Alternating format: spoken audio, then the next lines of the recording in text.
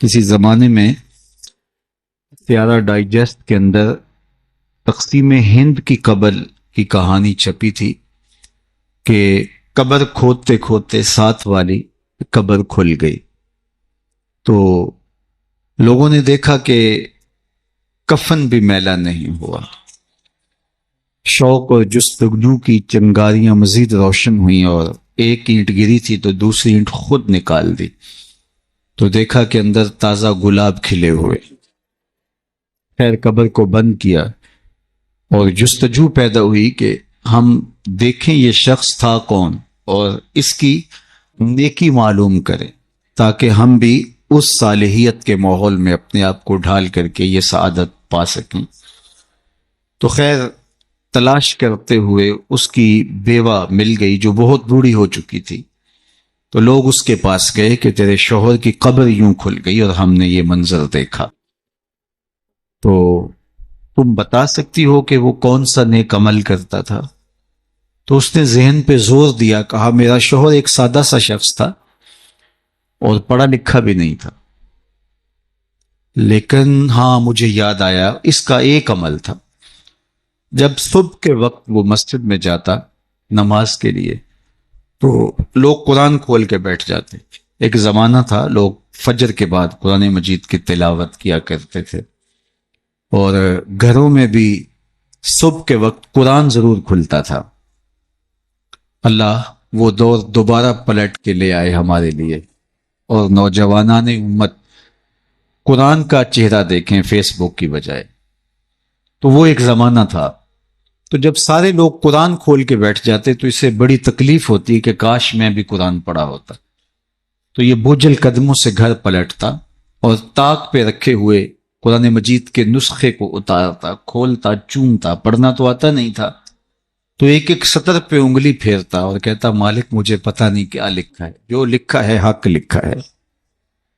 پھر دوسری سطر پہ انگلی رکھتا اور کہتا مالک یہ بھی سچ لکھا ہے۔ پھر تیسری سطر پہ انگلی لے آتا، کہتا مالک یہ بھی سچ لکھا ہے۔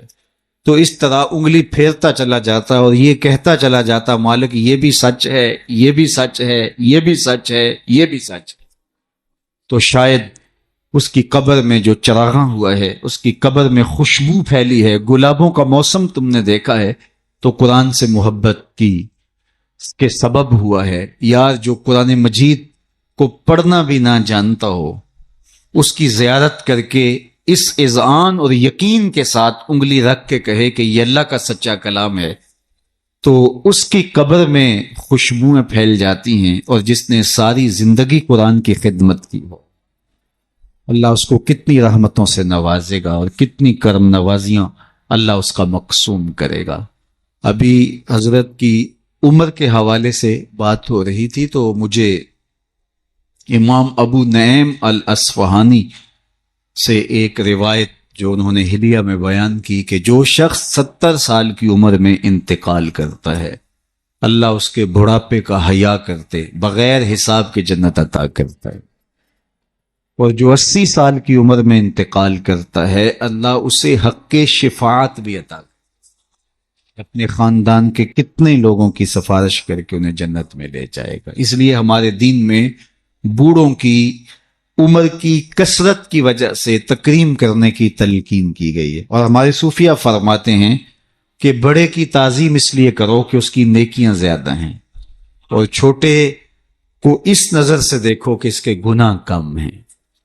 جب ہم یہ دیکھنا شروع کر دیں گے اور اس طرح سے سوچنا شروع کر دیں گے تو پھر ہمیں کسی شخص میں پاپ اور عیب دکھائی نہیں دیں گے۔ ہمارا مطمع نظر، ہمارا انداز نگاہ یہ ہے کہ ہم دوسروں کی طرف عیب کی نسبت کرتے ہیں اور سمجھتے ہیں کہ ہم دودھ کے دھلے ہوئے ہیں، جبکہ کسی کی طرف انگلی اٹھانے سے قبل یہ سوچنا چاہیے کہ باقی ساری انگلیاں اپنی طرف اٹھ رہی ہیں۔ تو اپنے آپ کو ستھرا بتانے کی بجائے لوگوں کو اس نظر سے دیکھو کہ وہ پاک ہیں، اور اللہ تعالیٰ نے بالخصوص جو میں نے عرض کیا یہ بات ضمناً آ گئی کہ بڑھاپے کا حیا کیا ہے۔ حضرت بایزید بسطامی کی 72 سال کی عمر میں ان کا وصال ہوا تو جب قبر میں گئے تو بعد میں کسی کو خواب میں ملے تو اس نے کہا کہ سناؤ کیا ماجرا ہوا. کہا میرے مالک نے مجھے جب حاضر ہوا تو کہا اے بوڑھے بتا میرے پاس کیا لے کر آیا ہے. تو میں نے کہا مالک بادشاہوں کی چوکھٹ پہ جب فقیر آئیں تو شہنشاہ یہ تو نہیں پوچھا کرتے کیا لے کر آئے ہو, فقیروں کو تو یہی پوچھا جاتا ہے کیا لینے آئے ہو. میں تیری رحمت کا سوالی بن کے آیا ہوں, اللہ نے بغیر حساب کے میری مغفرت میری بخشش فرما دی. اور جنہوں نے اپنی زندگیاں راہ دین پہ گزاری ہوں, حضرت سیدنا عمر رضی اللہ تعالیٰ عنہ فرماتے ہیں کہ آقا کریم علیہ السلام نے ارشاد فرمایا کہ جس شخص کے مرنے کے بعد 4 لوگوں نے اس کی اچھائی کی گواہی دے دی وہ جنتی ہے. 4 لوگوں نے کہا یہ بہت اچھا شخص تھا. حضرت عمر کہتے ہیں میں نے عرض کی یا رسول اللہ صلی اللہ علیہ وسلم اگر کسی کے پاس 4 گواہ نہ ہوں 3 گواہ ہوں تو آقا کریم نے فرمایا وہ بھی جنتی ہے. حضرت عمر فرماتے ہیں کہ میں نے عرض کی یا رسول اللہ صلی اللہ علیہ وسلم اگر کسی کے پاس 3 گواہ بھی نہ ہو 2 گواہ ہوں تو آقا کریم نے اس کے لیے بھی یہی بشارت دی. حضرت عمر فرمایا کرتے تھے ایک کے بارے میں نے پوچھا نہیں حضور نے بتایا نہیں, تو جس کو 2 گواہ بھی مل گئے اچھائی کے کہ وہ صالح تھا وہ نیک تھا تو اس کے لیے جنت کے در کشادہ ہیں. اور جس کی نیکی کی, جس کے تقوی کی, جس کی خدمت قرآن کی زمانہ گواہی دے وہ بتاؤ اللہ کتنی ناز برداریاں کرے گا.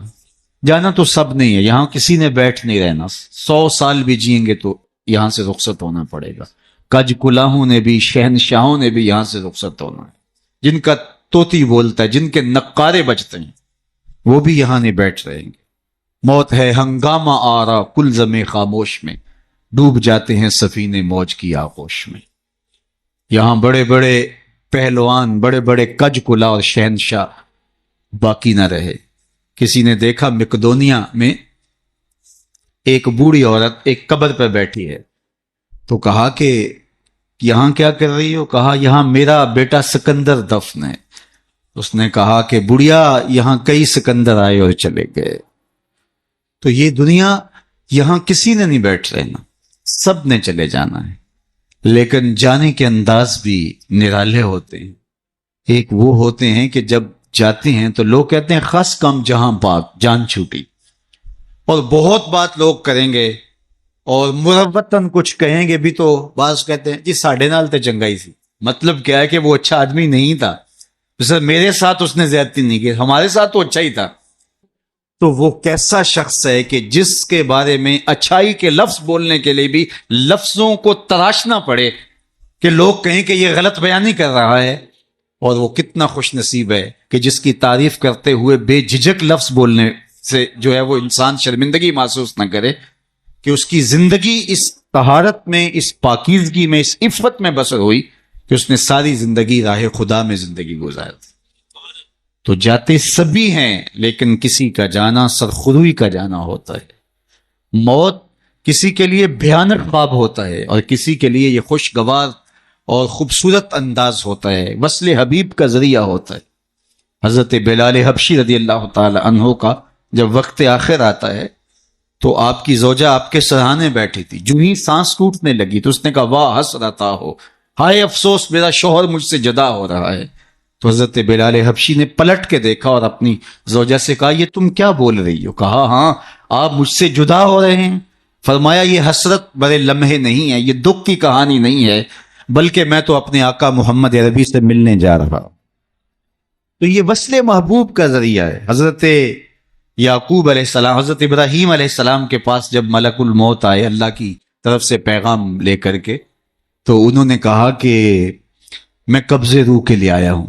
حضرت خلیل نے کہا کہ عجیب بات ہے, میرا رب مجھے اپنا خلیل بھی کہتا ہے. خلیل کہتے ہیں گوڑے یار کو, تو میرا رب مجھے اپنا خلیل بھی قرار دیتا ہے. اور کیا کوئی یار بھی یار کی موت چاہتا ہے؟ اور تمہیں قبضے روح کے لیے بھیجا. کہا میں تو حکم کا پابند ہوں, عبد معمور ہوں. بارگاہ ہزدی میں دوبارہ حاضر ہوئے, تیرے بندے کے پاس حاضر ہوا تھا, اور یہ میسج ہے تیرے بندے کا تیرے نام کہ کیا کوئی یار بھی یار کی موت چاہتا ہے؟ تو کہا اے اسرائیل پھر جا میرے خلیل کو میرا سلام دے اور کہے کبھی ایسا بھی ہوا ہے یار یار کو بلائے اور وہ ملنے بھی نہ آئے. تو روح بے چین ہو گئی، کہا دیر نہ کر جلدی قبض کر لے۔ تو یہ تو اس لمحے کے انتظار میں ہوتے ہیں، موت میں فرق ہوتا ہے۔ رومی نے بڑی خوبصورت مثال سے دونوں اموات کا ذکر کیا ہے۔ اس شخص کی کہانی جو اس دنیا میں عیش و عشرت کر کے آخرت کو بھول جاتا ہے، اور اس شخص کی کہانی جس کا مطمع نظر آخرت ہوتی ہے اور وہ اس دنیا کو آخرت کے لیے گزارتا ہے، چونکہ یہ آخرت کی کھیتی ہے۔ یہ بوائی کا موسم ہے، آخرت کٹائی کا موسم ہے۔ بوائی کے موسم میں جو کسان مٹی سے مٹی ہو جاتا ہے، سحری کے وقت اٹھتا ہے، کھیتوں میں ہل جوتتا ہے، جڑی بوٹیاں تلف کرتا ہے، بیج ڈالتا ہے، سہاگا دیتا ہے، پانی ڈالتا ہے، تو کٹائی کے موسم میں فصل بھی وہی اٹھاتا ہے۔ اور جو بوائی کے موسم میں کلف لگے لباس پہن کے گھومتا ہے، آوارگی کرتا ہے، سحری کے وقت اٹھ نہیں پاتا، کھیتوں کو جاتا نہیں، جڑی بوٹیاں تلف نہیں کرتا، تو کٹائی کے موسم کے اندر اس کے ہاتھ کچھ نہیں آتا۔ یہ مزرع الاخرہ ہے، یہ بوائی کا موسم ہے، آخرت کٹائی کا موسم ہے۔ تو جس نے اس زندگی کو آخرت کے لیے گزارا اور دیکھا کہ میں اس دنیا پہ آیا کیوں ہوں، مقصد زندگی کیا تھا، مقصود زیست کیا تھا، کیوں اس دنیا پہ میں آیا ہوں، تو وہی سرخرو اور کامیاب ہے۔ رومی کا انداز تمثیل کا ہے، اور وہ سادہ لفظوں میں بات کرتے ہیں، روح تک اتر جاتی ہے، اور یہ ان کو اللہ نے ملکہ عطا کیا ہے۔ اور یہی کمال ہوتا ہے، یہ نہیں ہے کہ 3 گھنٹے کی تقریر ہو اور نتیجہ کچھ بھی نہ نکلے۔ بات یہ ہے کہ آپ بات کریں لیکن بات روح میں کھبتی چلی جائے، لہو خورشید کا ٹپکے اگر ذرے کا جگر چیرے۔ تو حضرت رومی کو یہ فن آتا ہے، وہ سوز و ساز کی کائنات کا بادشاہ، اور وہ تمثیل سے بہت ادق اور دقیق مسائل سمجھانے کا فن جاننے والا، اس بہت بڑی حقیقت کو ایک مثال سے سمجھاتے ہیں۔ کہتے ہیں دیار مصر میں کوئی علاقہ تھا، اور جہاں کا سیاسی نظم یہ تھا کہ وہ سال کی آخری تاریخ کو اپنے بادشاہ کو کسی جنگل میں پھینک دیتے اور پہلی تاریخ کو ساحل پہ آ جاتے۔ سب سے پہلے ان کے ساحل پہ جو شخص آتا اس کو اپنا بادشاہ مان لیتے۔ کہیں جمہوری طریقہ ہوتا ہے، کہیں صدارتی نظم ہوتا ہے، ان کا نظام یہ تھا، رکھا تھا۔ اور جو بھی تخت نشین ہوتا وہ بھول جاتا کہ میرے ساتھ کیا ہونے والا ہے، اس کو پہلے دن بتا دیتے کہ 1 سال کے لیے تو تخت نشین رہے گا، اور اس کے بعد تجھے اس جنگل میں پھینک آئیں گے جو جزیرے کے دوسری سمت ہے، اور اس میں موذی جانوروں کا رین بسیرا ہے، اور تھوہر اور کانٹے دار درخت ہیں۔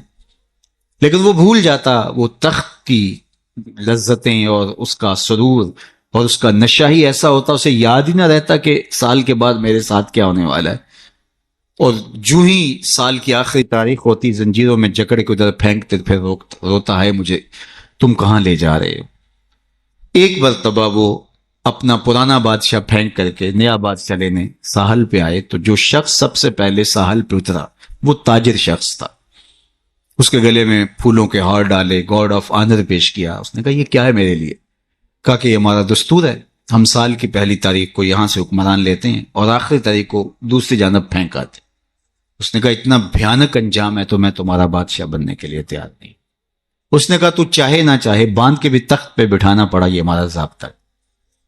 عجیب کہانی۔ اس نے کہا میں تو تاجرانہ غرض سے آیا ہوں، میں تو کوئی امور سلطنت اور سیاست سے آگاہ ہی نہیں۔ اس نے کہا ہمارے بندے لگے قوانین ہیں، اس کے ساتھ آپ نے کام کرنا ہوگا، اور اس نے کہا ہر صورت میں جو ہے وہ تجھے یہ کرنا پڑے گا۔ پھنس گیا۔ اس نے کہا اچھا مجھے یہ بتاؤ کہ سال بھر میری بات تو مانو گے؟ انہوں نے کہا ہاں آپ حکمران ہیں، لیکن آپ قوانین میں تحریف نہیں کر سکتے، ترمیم نہیں کر سکتے، تبدیلی نہیں کر سکتے، البتہ آپ کے انتظامی امور ماننے کے لیے ہم پابند ہوں۔ اس نے کہا ٹھیک ہے کوئی بات نہیں، تخت پہ بیٹھ گیا۔ رومی لکھتے ہیں کہ جو بھی تخت پہ بیٹھتا اور بغیر کسی محنت کے، بغیر کمپین چلائے، بغیر الیکشن لڑے، تو وہ تو پھر بھول جاتا خوشی سے اور عیش و عشرت کرتا۔ لیکن یہ پہلا شخص تھا، جب تخت نشین ہوا تو اس نے کہا بلدیہ کے ملازمین بلائے جائیں۔ بلائے گئے، کہا جاؤ اس جنگل میں جہاں بادشاہوں کو پھینک کے آتے ہو وہاں کے کانٹے اور جھاڑیاں کاٹو۔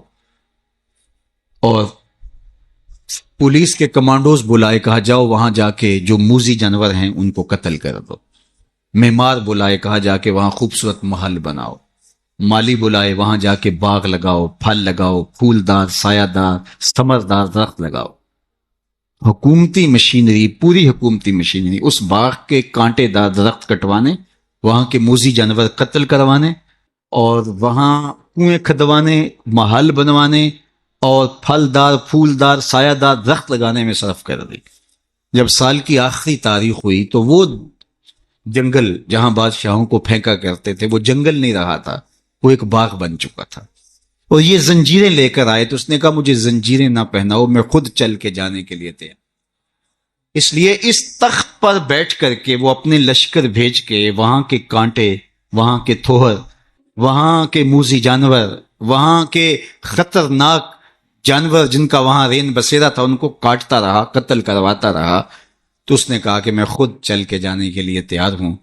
رومی کہتے ہیں جو کافر ہے وہ دنیا کے تخت پہ، جو فاسق اور بدکار ہے وہ دنیا کے تخت پہ موج کرتا ہے، اور جب وقت آخر آتا ہے تو اس کو جب زنجیروں میں جکڑ کے لے جانا چاہتے ہیں فرشتے تو وہ کہتا ہائے مجھے کدھر لے جا رہے ہو۔ اور بندہ مومن، بندہ صالح اس دنیا کے تخت پہ آرام سے نہیں بیٹھتا، یہاں بیٹھ کے اپنے اعمال کے لشکر بھیج بھیج کے قبر کے کیڑے مکوڑے ختم کرواتا رہتا ہے، وہاں باغ لگواتا رہتا ہے، اور پھر جب وہ اس دنیا سے رخصت ہوتا ہے تو وہ کیڑے مکوڑوں کا گھر نہیں رہتا بلکہ روضۃ من ریاض الجنہ بن چکی ہوتا۔ اور وہ کہتا ہے دیر نہ کرو مجھے جلدی لے جاؤ، میں خود چل کے جانے کے لیے تیار ہوں۔ ربعی بن حراش ساری زندگی ہنسے نہیں، فرماتے تھے کیا خبر میرا انجام کیا ہوگا۔ جب تک یہ یقین نہ ہو کہ میرا انجام کیا، اتنی دیر تک دھڑکا لگا رہے، ڈر لگا رہے۔ یہ مسلمان کی زندگی ہے، مومن کی زندگی۔ ابھی ملیکہ فرماتے ہیں کہ میں 30 اصحاب رسول سے ملا ہوں، بخاری کتاب الایمان اٹھائیے، 30 اصحاب رسول سے ملا ہوں، اور ہر ایک اپنی آخرت کے بارے میں سخت فکر مند تھا۔ ہم تو 4 نمازیں پڑھ لیں تو ہم سمجھتے ہیں کہ ہمارے جیسا زمانے میں کوئی نہیں، اور بے نمازیوں کو حقیر جاننے لگ جاتے ہیں۔ 30 اصحاب سے ملاقات ہوئی ہے اور یہ ڈرتے رہتے تھے کہ میرا انجام، رنگا رنگ سہیلیاں پرن کڑے پر پریا اس نہ جانیے جس دا توڑ جائے۔ انما الاعمال بالخواتین، اعمال کا دار و مدار حسن خاتمہ پہ ہے، جس کا اخیر ٹھیک ہو گیا۔ ورنہ کتنے لوگ ہیں کہ زندگی ساری اچھی، انجام بخیر نہیں ہو۔ ہمارے سامنے بلعام بن باورا کی مثال موجود، بنی اسرائیل کا مستجاب الدعوات ولی تھا، ہاتھ پھیلا کے دعا مانگتا تو ہاتھ منہ پہ بعد میں پھیرتا، قبولیت پہلے ہو جاتی۔ لیکن پھر اسی کے بارے میں قرآن نے کہا نا مثلہ کمثل الکلب، اس کی مثال کتے کی مثال، زبان لٹک گئی، زمین چاٹتا تھا، نبی کے خلاف ہاتھ اٹھا دیے، سمجھا میں مقبول بارگاہ ہو گیا۔ اللہ اکبر، انجام ٹھیک نہیں ہوا۔ اس لیے میاں صاحب بولے پڑھنے اتے مان کرینا تے نہ آکھی میں پڑھیا، او جبار کہار صداوے متا روڑ دے وے دودھ کڑیا۔ جب تک انجام بخیر نہ ہو، بایزید بستامی سے ایک بڑھیا نے کہا تھا کہ میرے گدھے کی 2 مچھی ہے یا آپ کی داڑھی اچھی ہے؟ کہا فی الحال نہیں بتا سکتا، یہ تو مرنے کے بعد ہی بتا سکتا ہوں۔ تو جب تک انجام بخیر نہ ہو اللہ سے دعا مانگے کہ اللہ خاتمہ ایمان پہ کرے۔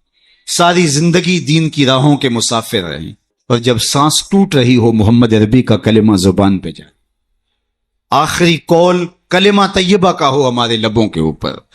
روبی بن حراش ساری زندگی مسکرائے نہیں، فرماتے تھے کیا خبر انجام کیا ہوگا۔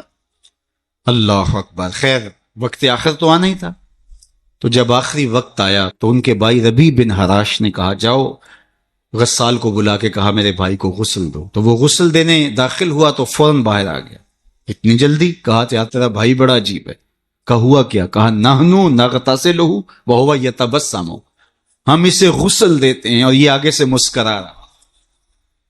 اقبال نے کہا تھا نا نشان مرد مومن باتو گوئم، چوں مرگ آئے تبسم بر لب اوست۔ آ تجھے اللہ کے بندے کی نشانی بتاؤں، جب موت آتی ہے تو اس کی پیشانی پہ ندامت کا پسینہ نہیں ہوتا، اس کے لبوں پہ کامیابی کی مسکراہٹ پھیل جاتی۔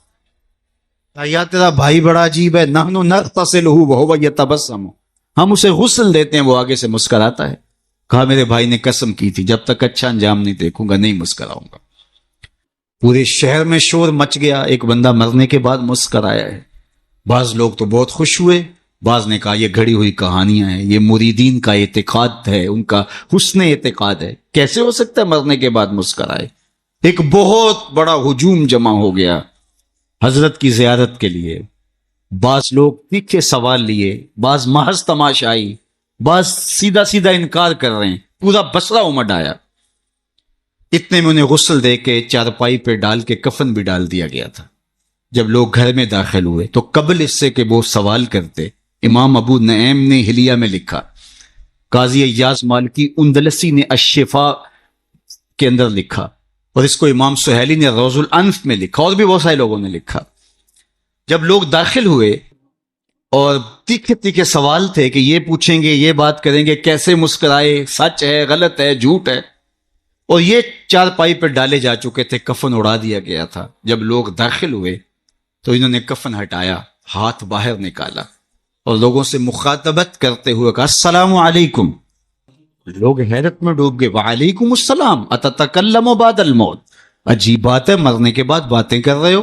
قال نعم اتکلم بعد الموت، ہاں ہاں مرنے کے بعد باتیں کر رہا ہوں. عرش فرشتے بانگا ملیاں تے مکے پہ گیا شور، بلے شاہ سا مرنا نہ ہی تے گور پیا کوئی ہور، فَلَنُحْيِيَنَّهُ حَيَاتًا طیبہ. اور اقبال کہتا ہے فطرت ہستی شہید آرزو رہتی نہ ہو، خوب تر پیکر کی اس کو جستجو رہتی نہ ہو، موت کو سمجھا ہے غافل اختتام زندگی، یہ ہے شام زندگی صبح دوام زندگی. فَلَنُحْيِيَنَّهُ حَيَاتًا طیبہ کا روپ ظاہر ہوا. ہاں ہاں مرنے کے بعد باتیں کر رہا ہوں. لوگوں نے کہا بتاتے رب نے تیرے ساتھ سلوک کیا کیا؟ تو ربی بن ہرا جو فوت ہو گئے وہ بول کے کہہ رہے استقبلنی ربی غیر غضبان واستقبلنی بروح و ریحان. اس کے قدرت والے چہرے پہ کوئی غصہ نہیں تھا، اس نے روح و ریحان کے پھول میرے گلے میں ڈالے. لوگوں نے باتیں پوچھنا شروع کر دی. شکر ہے کوئی مرنے والا بول پڑا، کوئی ادھر کی بات کر رہا ہے، ادھر کی بات پوچھ رہا ہے. جب سلسلہ کلام طول پکڑنے لگا تو ربی بن ہراش لکھتے ہیں، ربی بن ہراش کہتے ہیں کہ اجلوا بی ولا تؤخروا بی لان ابا القاسم ينتظر علی الصلاۃ، دیر نہ کرو مجھے جلدی قبرستان میں لے جاؤ، تم مجھے باتوں میں لگا رہے ہو، امام الانبیاء میرے جنازے کا انتظار کر. اگر اپنی زندگی اس کی رضا کے مطابق گزارے گا تو تمہارا وہاں انتظار ہو. مرنے کا فرق ہے، ہر کوئی مرتا ہے، لیکن یہ مرنا جو یاد الہی میں اپنے آپ کو ڈبو دے، اور مرنے سے قبل جو مر جائے، موتو قبل ان تموتو، صوفیہ تو یہی کہتے ہیں نا کہ مرنے سے قبل مر جاؤ. تو جب مرنے سے ہی قبل مر جائے تو الجبرے کا قاعدہ ہے نا کہ نفی جب نفی سے ضرب کھاتی ہے تو جمع کی صورت میں جواب آتا ہے. جو پہلے ہی مرا ہوا تھا، اپنے آپ کو، اپنے نفس کو اس نے مار دیا، اپنی خواہشات کو ترک کر دیا، تو وہ موتو قبل ان تموتو کے زمرے میں تھا. تو پھر موت کو موت آئی تو نفی سے ٹکرائی تو حیات بن گئی، حیات طیبہ کی صورت بن کے سامنے آئی اور ابری. اس لیے اللہ والے قبروں میں جا کر بھی جو ہے وہ ایک حیات طیبہ اور ایک زندگی، پاکیزہ زندگی کا نور پاتے ہیں، اور اللہ تعالیٰ ان کے ذریعے سے لوگوں کی فیض رسانی کا سامان کرتا ہے. ورنہ دنیا کے اوپر آئے، آ کے چلے گئے، آج ان کا نام و نشان بھی نہیں ہے. جن کے طوطی بولتے تھے، نقارے بجتے تھے، آل ساسان 3150 سال ایران پہ حکومت کرتے رہے، آج آل ساسان کا دنیا نام بھی نہیں جان. مشتاق نے کہا تھا مٹ گیا مشتاق دل سے رنگے یاد رفتگاں، پھول مہنگے ہو گئے قبریں پرانی. قبروں کے نشان بھی یاد نہیں ہوتے. پوتے کو لے کر کے دادا جاتا ہے، تمہارے پر دادا کی یہاں کر کے کہیں قبر ہوتی تھی، اور قبر بارش کے آثار مٹا چکے ہوتے ہیں، وہ ڈھونڈتا پھرتا ہے قبر کہاں تھی، نشان بھی باقی نہیں رہتے. لیکن جنہوں نے اپنی زندگیاں اللہ کے نام پہ گزاری ہوتی ہیں، دیکھیے ہزار سال بیت گئے، آج بھی ان کی قبر پہ چراغاں ہوں. کیسی رونقیں اور کیسی تازگی اور کیسی فرحتیں. آپ لاہور جاتے ہیں نا تو راوی کے اس پار جہانگیر کا مقبرہ ہے، وہاں دن کو جائیں یا شام کو آپ کو حسرتیں برستی دکھائی دیں. اب ایک پارک بن گیا جس کے دم سے تھوڑی سی رونق ہے، لیکن احاطہ مزار پہ اگر آپ جائیں تو وہاں آپ کو قرآن پڑھنے والے لوگ موجود نہیں ملیں گے، تاش کھیلنے والی ٹولیاں بیٹھی نظر آئیں. وہاں آپ کو تازہ گلاب نہیں ملیں گے، وہاں آپ کو جانوروں کی بینٹیں پڑی ہوئی نظر آئیں. وہ مطلق العنان حکمران بر صغیر پاک و ہند کا آج حسرت نے برس. بالکل اس کے ساتھ ملکہ نور جہاں کا مقبرہ ہے. جب بادشاہ تخت پہ بیٹھتا تھا تو ملکہ پیچھے بیٹھتی تھی، اور بادشاہ کا فیصلہ اسے کوئی پسند نہیں ہوتا تو پیچھے سے کمر ٹھونکتی، بادشاہ فیصلہ تبدیل کر دیتا. جس کے اشارہ ابرو پر ہندوستان کی تقدیر کے فیصلے لکھے تھے، نیچے اندھیرے میں اس کی بھی قبر ہے. اور ان کی اپنی بیٹی زیب النساء کا شعر لوح مزار پہ کندہ ہے: بر مزار ماں غریباں نہ چراغے نہ گلے، نہ پرے پروانہ سوزت نہ صدائے بلبلے. ہم غریبوں کی قبر پہ نہ کوئی چراغ جلانے آئے گا، نہ کوئی پھول ڈالنے. آج غریب بنے ہیں. جو بر صغیر کی پوری راجدھانی کے مالک تھے آج غریب بنے. بر مزار ماں غریباں، یہ شہزادی کا شعر ہے. بر مزار ماں غریباں نہ چراغے نہ گلے، نہ پرے پروانہ سوزت نہ صدائے بلبلے. نہ بلبل گیت گانے آتا ہے اور نہ پروانہ پر جلانے آتا ہے. یہ میں بادشاہوں کی کہانی سنا رہا ہوں. یہ راوی کے اس پار کی کہانی ہے. اب راوی کا پل پار کر جائیں. ایک لوح مزار ادھر بھی ہے. یہاں تو لکھا ہے بر مزار ماں غریباں نہ چراغے نہ گلے، اور وہاں لکھا ہے گنج بخش فیض عالم مظہر نور خدا، نہ کساں را پیر کامل کاملاں را رہنما. اب میں نے اور آپ نے دیکھنا ہے ہم کس زمرے میں آنا ہے، کن کے ساتھ جڑنا ہے، کن سے وابستگی اختیار کرنی ہے، کس دائرے میں آنا ہے. سلطنت روم کا شہنشاہ، اس دور کی سپر طاقت. لیکن اگر میں آپ سے پوچھوں جس زمانے میں میرے حضور آئے تھے اس زمانے کے خاقان کا نام کیا ہے، تو آپ میں سے کوئی بتا سکتا ہے؟ میں علماء کو چھوڑتا ہوں، تاریخ کا گہرا مطالعہ کسی کا ہو تو الگ بات ہے، لیکن اگر پوچھوں جس دور میں میرے حضور آئے اس دور کے خاقان کا نام کیا تھا، شاید کوئی نہ بتا سکے. اچھا میں پوچھتا ہوں اس دور کے کیسر کا نام کیا تھا؟ اس دور کا ٹرمپ تو وہی تھا نا، لیکن آج اس کا نام کوئی بھی نہیں جانتا. چلو میں پوچھتا ہوں اس دور کے کسرا کا نام کیا تھا؟ سوائے تاریخ کے طالب علموں کے کوئی نہیں بتا سکے گا. چلو میں یہ پوچھتا ہوں، اور اس مجلس میں موجود سب سے کم عمر بچے سے پوچھتا ہوں کہ جس زمانے میں میرے حضور آئے میرے حضور کے مؤذن کا نام کیا ہے؟ تو وہ سر اٹھا کے بلال حبشی کا نام لے گا. یار اس دور کی سپر طاقت کے مطلق العنان حکمران کا نام تو زمانے کو یاد نہیں. کیسر کا نام، کسرا کا نام، خاقان کا نام زمانے کو یاد نہیں ہے، لیکن بلال حبشی کا نام آج بھی سینوں پہ لکھا ہے. تو اقبال تڑپ کے بولا، اقبال یہ کس کے عشق کا فیض عام ہے، رومی فنا ہوا حبشی کو دوا. شہنشاہ روم کا نام بھی زمانے کو یاد نہیں، رومی فنا ہوا حبشی کو دوام ہے. تو دوام محمد عربی کے قدموں میں ہے. سارا نور اسی چوکھٹ پہ ہے، سارے اجالے اور ساری روشنیاں حضور علیہ السلام کے قدموں سے پھوٹتی ہیں. تو جب سارا نور ملتا ہی یہاں سے ہے، سارے اجالے اسی دہلیز سے خیرات کی صورت میں میسر آتے ہیں، تو وہ اپنی ساری زندگی حضور کے نام پہ لگے.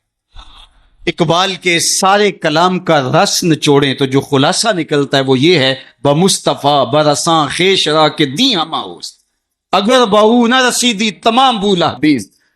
اگر اپنے آپ کو کھینچ کے تو حضور کے قدموں تک لے گیا تو زندگی کا سارا جمال تجھے نصیب، اور اگر تو حضور کے قدموں تک نہیں پہنچ سکا تو کلمہ پڑھ کے بھی ابو لہب کا ابو لہب ہی رہے.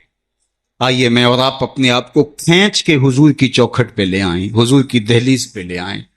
ہمارے یہ سادات، یہ علماء، یہ پیران عظام، یہ بزرگان دین اسی پیغام کو لے کر کے میدان عمل میں موجود ہیں. اپنی زندگیاں انہوں نے اسی لیے وقف کی ہیں کہ لوگوں کو حضور سے جوڑا جائے، حضور سے وابستگی، آقا کریم سے دل بستگی، حضور سے تعلق خاطر قلبی ربط پیدا ہو جائے. اور یہ جتنا مضبوط ہوگا زندگی اس قدر ہی جمال پرور ہوتی چلی جائے گی. اللہ جل شانہ اپنی خاص عنایات کا حظ وافر اس آستان نور پہ شامل فرمائے، اور ہمارے قبلہ شاہ صاحب زیدہ مجدہو کو، ان کے برادران کو، ان کے خاندان کے جملہ افراد کو، والد گرامی کے سائے کے اٹھ جانے سے جو کمی پیدا ہوئی، واقعہ ہوئی، اللہ اس پر انہیں توفیق صبر دے.